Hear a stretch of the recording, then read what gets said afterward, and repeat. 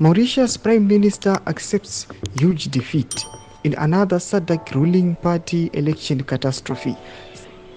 Sandapinda mashoko anobuda achiexpose hapana paitagwa nemukomana mutapoenda ananzi upochu ng'ono aiwa achitaura nhau kuti aiwa prime minister wekumauritius aiwa vorowa a huge defeat mazvavari kuona kuti aiwa muafrica aiwa tiri kuona kuti maleaders emo aiwa havachadikanwi nevanhu nemareasons akasiyana siyana, mareasons emoney laundering, corruption, aiwa kuluta zvakasiyana siyana, mahuman rights violations zvese zvinongopinda ipapo. Sandapinda mashoko anobuda tichiona kuti aiwa the prime minister wemauritius anokundiwa zvakanyanyisa. Anoti subscribe like turn the bell icon. Timida paendo pake anoposta this headline remu BBC News rakanzi Mauritius Prime Minister accept huge defeat in election.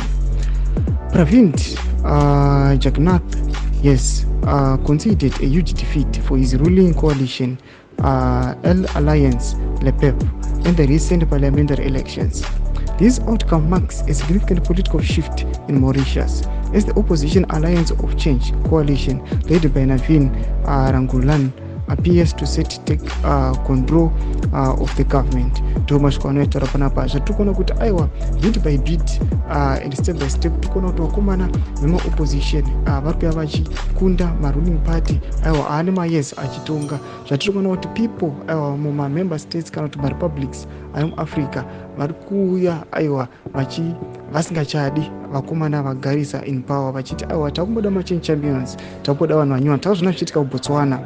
Chaos iriko kuMozambique inhau yekuti vakomana havachadiwo the ruling party irimo. Aiwa toona kuti nyika yeZimbabwe is the same. Tudze mafunguro enyu moti kudii pamusoro pechitiko ichi.